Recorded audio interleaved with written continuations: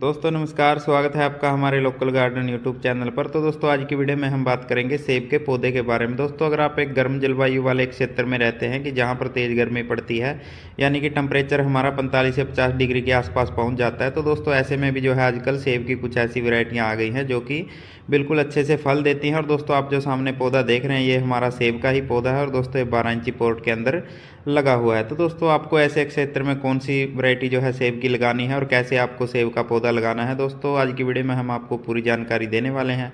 अगर आप हमारे चैनल पर नए हैं तो चैनल को सब्सक्राइब करें और बेल आइकन को प्रेस करें ताकि आने वाली वीडियो की नोटिफिकेशन आप तक सबसे पहले पहुंच सके।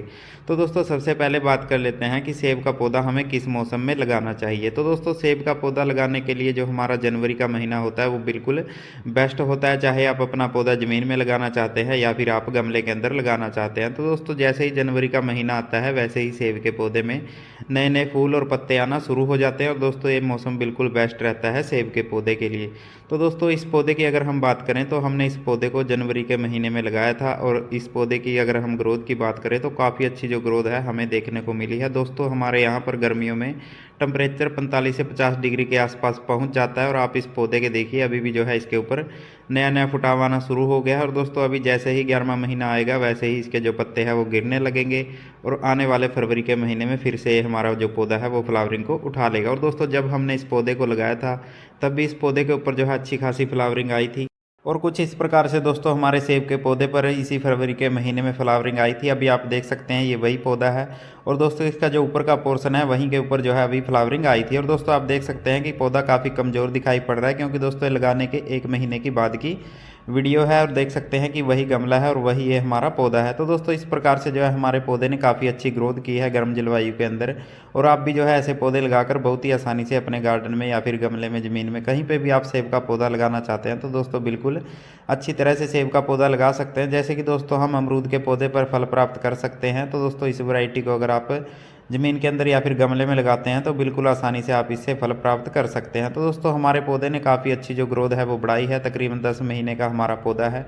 और दोस्तों जब भी आप पौधा लेकर के आएँ सेब का तो आप जनवरी के महीने में ही लगाएं क्योंकि दोस्तों पौधे को काफ़ी जो है समय मिल जाता है उसकी ग्रोथ को बढ़ाने के लिए। और अगर हम बीच के मौसम में लगाएंगे जैसे कि अगस्त सितंबर के महीने में तो दोस्तों ऐसे में जो है सेब का पत्ते गिरने का मौसम आ जाता है और दोस्तों फिर से जो पौधा है वो एकदम से सुस्त पड़ जाता है। तो दोस्तों अगर आप ऐसे मौसम में सेब का पौधा लगाते हैं तो आपका जो पौधा है वो अच्छे से ग्रो नहीं कर पाएगा। दोस्तों जनवरी का महीना बिल्कुल अच्छा रहता है सेब का पौधा लगाने के लिए। तो दोस्तों अब बात कर लेते हैं इसकी देखभाल की। तो दोस्तों ये हमारे सभी जो है सेब के ग्राफ्टेड प्लांट होते हैं। तो दोस्तों नीचे से जो रूट स्टॉक होता है इसका, यानी कि जो जड़ होती है वो किसी अलग पौधे की लगाई जाती है जैसे कि आलू बुखारा या फिर कोई अन्य पौधा। तो दोस्तों जैसे ही ग्राफ्टिंग वाले पोर्शन के नीचे से आपको कुछ इस प्रकार की ब्रांचें दिखाई पड़ें तो दोस्तों आपको उनको जो है कट कर देना है। और दोस्तों देखिए इस प्रकार से जो है ये ब्रांचें निकलेंगी तो इनके ऊपर कोई भी फल नहीं लगेगा।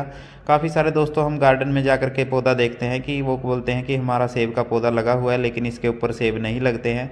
तो दोस्तों ऐसे जो है ग्राफ्टिंग पोर्शन के नीचे से अगर कोई ब्रांच निकलती है तो दोस्तों उसकी ग्रोथ सेब के पौधे से ज़्यादा बढ़ेगी क्योंकि ग्राफ्टिंग पोर्शन के नीचे से ही जो है हमारे पौधे के जो पोषक तत्व हैं वो दूसरी ब्रांच के अंदर चले जाएंगे और दोस्तों हमारा जो धीरे धीरे ग्राफ्टिंग के ऊपर वाला पोर्शन है वो सूख जाएगा। तो दोस्तों आपको इस बात का ख्याल रखना है खासकर सेब के पौधे में कि जो ग्राफ्टिंग के नीचे से कोई भी अगर पौधा निकल रहा है तो दोस्तों आपको उसको कट कर देना है और जो ग्राफ्टिंग के ऊपर वाला पोर्शन है उसी में जो है हमें सेब प्राप्त होंगे।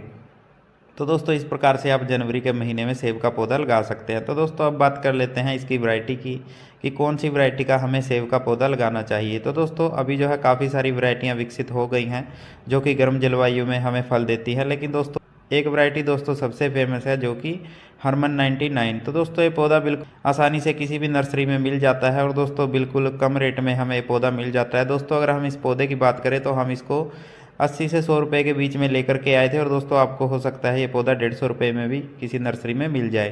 तो दोस्तों इसका जो प्राइस है वो भी बिल्कुल कम है और पौधा बिल्कुल अच्छे और सही तरीके से जो हमारा गमले के अंदर चलता है।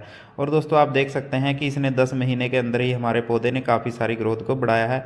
और दोस्तों अभी आने वाले जो है जनवरी के महीने में हम इसकी कटिंग कर देंगे और कटिंग से जो पौधा है वो बिल्कुल अच्छी ग्रोथ को और भी बढ़ाएगा और हमारे पौधे की जो साइज है वो भी बिल्कुल अच्छा बन जाएगा। और दोस्तों अब बात कर लेते हैं कि हमें सेब का पौधा कैसे अपने गार्डन में गमले में ज़मीन के अंदर लगाना है और कितनी इसके अंदर खाद डाली है।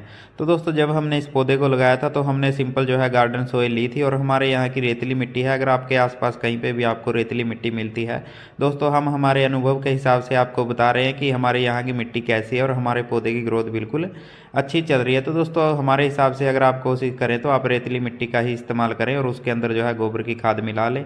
आपके पास अगर 1 साल पुरानी सड़ी हुई गोबर की खाद है या फिर आपके पास वर्मी कंपोस्ट है तो दोनों दोस्तों आप इसके अंदर मिला सकते हैं। और अन्य खाद कोई भी हमने इसके अंदर नहीं डाली थी। थोड़ा सा दोस्तों इसके अंदर हमने फंगिसाइड पाउडर डाला था, क्योंकि दोस्तों जो है जड़ों के अंदर काफ़ी सारी जो है फंगस आ जाती है और पौधे सूखने की बीमारी आ जाती है। तो दोस्तों हमने इन तीनों चीज़ों को मिला करके मिट्टी का मिश्रण तैयार किया था और हमने इसके अंदर गोबर की खाद भी ज़्यादा मात्रा में नहीं डालनी है, हमें बिल्कुल कम मात्रा के अंदर इसके जो है गोबर की खाद डालनी है। क्योंकि दोस्तों काफ़ी सारे पौधे इसलिए भी मर जाते हैं कि हम उनके अंदर एकदम से ही जो है ज़्यादा मात्रा के अंदर खाद डाल देते हैं और धीरे धीरे जो हमारे पौधे होते हैं वो मरने लगते हैं। और दोस्तों खासकर आप जब गमले के अंदर कोई भी पौधा लगा रहे हैं, चाहे आप सेब का है या फिर आम का है, अमरूद का है, तो दोस्तों आपको जो है गमले का नीचे से ड्रेनेज होल है उसको अच्छे से खोल लेना है और उसके बाद जो है उसके ऊपर एक किसी मिट्टी के टूटे हुए बर्तन का आप टुकड़ा ले लें और उसके ऊपर ज़रूर रख दें और नीचे कोशिश करें कि थोड़ी सी जो है रेतीली मिट्टी डाल दें और ऊपर अगर आपके पास दूसरी मिट्टी है तो आप वो डाल दें, नहीं तो आप वही उसी मिट्टी के अंदर जो है अपने पौधे को